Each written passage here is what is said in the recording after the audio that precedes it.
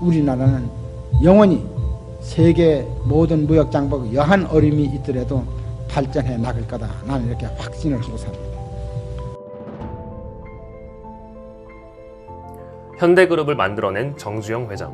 그가 세상을 떠나기 전 현대그룹의 가치는 당시 30조였습니다.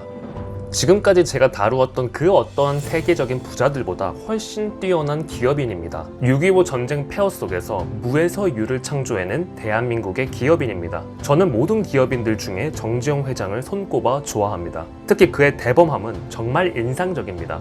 안 되면 되게 하라는 기업가 정신의 전형입니다. 가장 대표적이었던 것은 우리가 잘 알고 있는 조선소 단판이었습니다. 그의 육성으로 한번 들어보시죠. 우리가 낸 계획서, 현대가 낸 계획서를 보면은 배를 만들어서 한국 사람들한테 팔아가지고 자기 은행돈을 갖겠다고 한 게 아니고, 당신 나라 선주들은 그 배 살 돈이 하나도 없어서 세계 시장에 팔아서 세계 선주들부터 낸 이익을 자기한테 갖겠다 그랬는데, 외국 사람이 어떻게 한국에서 그런 배를 만들어 보지도 않고 현대가 처음 만들어 본 사람한테다 배를 주문할 수 있겠느냐. 배를 한국에다 주문할 수 한 번도 안 만들어 본 현대에다 주문할 사람이 있다는 증명을 가져놔라. 증명을 가져오면은 차관에 승인해 주겠대요. 아주 어렵게 됐죠. 입장을 바꿔서는 그 사람이 되게 똑똑한 사람이죠. 맞아요. 앞뒤가 사리가 꼭 맞는 얘기를 합니다. 원하시에서 처남 레바노스한테 얘기를 했습니다. 사실 참 지금 생각해도 한심한 얘기죠. 우리가 뭐 조선소가 있으면서 배를 팔겠다는 게 아니고, 그 5만 번지 지도, 그 다음에는 그 조선소 지켰던 백사장 사진, 그걸 들고 가서 당신이 배를 사주면은, 아주 얘기가 국어기죠. 배를 사주면은 사줬다는 증명을 가지고 영국 정부의 승인을 받아서 영국 정부에서 차관을 얻어서 기계를 뭐 사드리고 그래서 여기다 조선소를 지어서 4배를 만들어줄 테니까 사라, 이런 얘기죠. 근데 어떤 사람은 우리를 보고 엉터리를 하면 우리보다 더 형편없는 데라도 그 사람이 턱 걸려들었습니다. 그래서 26만 돈짜리 탱카 2척을 그 사람이 3,700만 불씩 약 7천만 불에 계약을 해서, 그때 우리도 다 현금으로다 계약금을 한 13억 탁 받아가지고 외환에다 탁 송금을 하고 계약서 하고 그걸 들고서 영국 정부 들이대서 영국 정부 옴짝 못하고 차관 승인해줬죠. 정주영 회장은 조선소를 설립하고 싶었습니다. 대한민국의 중화공업을 육성하기 위해서 포항제철에 막대한 투자를 하고 있을 시기였습니다. 국가적 차원으로 조선소에 필요한 철을 생산하고 있었던 것이죠. 정주영 회장은 이와 같은 국내 상황과 이제 큰 돈을 벌어보고 싶은 욕심이 생기게 됩니다. 하지만 돈도 기술도 아무것도 없었죠. 그래서 그는 차관과 기술 협력을 받기 위해 전 세계를 돌아다니게 됩니다.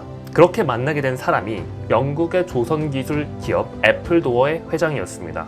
기술 협력을 같이 하게 된 애플도어사의 회장과 순조롭게 기술 협약을 맺었어요. 하지만 문제는 차관이었습니다. 정주영 회장은 이렇게 얘기했습니다.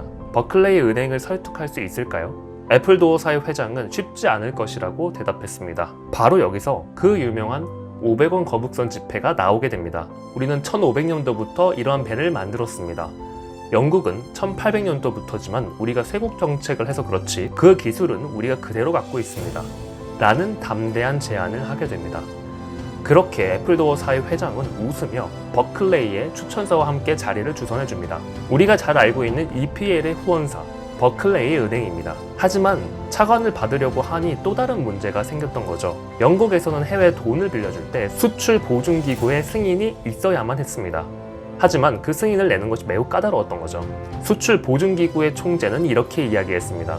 조선소를 만들고 배를 만든 다음에 주문을 받지 못하면 어떻게 합니까? 나에게 배를 살 수 있는 사람이 있다는 것을 증명해 보세요. 그 전에 승인을 해줄 수가 없습니다. 라고 말했습니다. 실제 정주영 회장이 말하길 너무 당연하고 논리적인 말이라서 조선소를 포기할 지경이었다고 합니다. 그가 들고 있었던 거는 조선소를 만들 공간인 초라한 백사장 사진 하나뿐이었습니다. 그는 그 사진을 들고 배를 살 수 있는 사람을 미친 듯이 찾아다녔습니다. 그리스 거물 해운업자 선방왕의 처남 리바노스가 있었습니다. 그는 26만 톤 2척을 현대에 주문을 했어요. 정주영 회장은 그 소식을 그대로 수출보증기구에 알렸고 결국 차관을 받을 수 있게 되었습니다. 그 돈과 기술력으로 조선소를 짓고 5년 뒤에 전달할 선박을 2년 6개월 만에 성공적으로 만들어 주었습니다. 정주영 회장이 정말 위대하고 담대한 거침없는 단판이었던 거죠. 참 달라도 너무 다르죠. 그는 다음과 같은 마인드를 갖고 있어요. 우리는 우리가 생활해 나가는데 모든 분야에 있어서 다 어려운 게 있지 쉬운 것만 있는 것은 아닙니다. 그 어려운 것은 우리가 다 극복할 수 있다. 나는 이렇게 생각합니다. 우리가 기업을 할 적에 많은 사람들이 그 수많은 기업을 어떻게 어려운 걸 해나가냐 이렇게 생각하는데 나는 기업에는 어려움이 없다 이렇게 생각합니다. 우리 생활에도 어려움이 없다 나는 이렇게 생각을 하고 사는 사람입니다.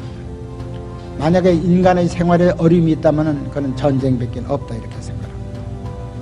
나는 실전을 치는 군인은 아니지만은 우리가 모든 세계 줄거리를 이루는 모든 과거 사람들, 우리는 서양의 역사를 줄거리를 이루는 나폴레옹이 구라파를 모든 것 지배할 적에, 그리고 우리는 이 중국의 삼국시대 삼국지에 나오는 모든 사람들을 볼 적에, 또 우리가 6.25 전쟁 때 우리가 밀고 하면서 거기에 모든 사령관들이 쓴 글을 볼 적에 가장 어려운 것은 전쟁이지 전쟁 이외에는 어려운 게 하나도 없다. 나는 이렇게 생각을 하면서 살고 있습니다.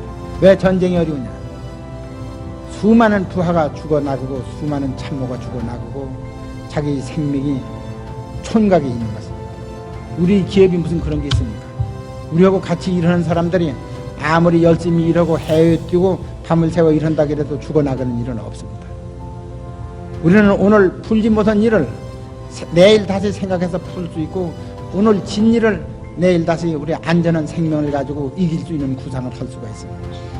그 때문에 나는 우리의 생활에 있어서는 전쟁만 없으면 어려운 일은 없고, 우리나라 장래도 우리는 공산군이 쳐들어오는 전쟁만 없으면 우리나라는 영원히 세계 모든 무역 장벽 여한 어려움이 있더라도 발전해 나갈 거다. 나는 이렇게 확신을 하고 삽니다. 자, 정주영 회장과 여러분들의 차이가 무엇인지 아시나요? 기업인은 목표 지향적인 사람들입니다. 안 되는 것을 되게 하는 특전사 마인드의 사람들입니다. 완벽하지 않더라도 어떻게든 해내려고 하는 마인드, 그 과정 속에서 얻어지는 능력과 인사이트는 평범한 사람들과 비교할 수 없게 뛰어나게 되는 겁니다. 이 영상을 보시고 아, 저런 사람이 있구나 라고 그냥 지나가는 사람과, 나도 저러한 담대함을 가져서 내가 정말 원하는 것을 무엇이든 이루고 싶다 라고 생각하는 사람의 차이가 반드시 만들어지게 될 거예요. 그리고 시간이 지나서 그 둘은 어떻게 달라져 있을지 우리는 충분히 예상할 수 있습니다. 패배자 마인드는 떨쳐내시고 위대한 마인드를 장착하시기 바랍니다. 대한민국에서도 이렇게 위대한 기업을 만든 사람이 있었으니까 우리도 충분히 가능합니다. 여러분들의 성공 마인드 동반자 작심만일이었습니다.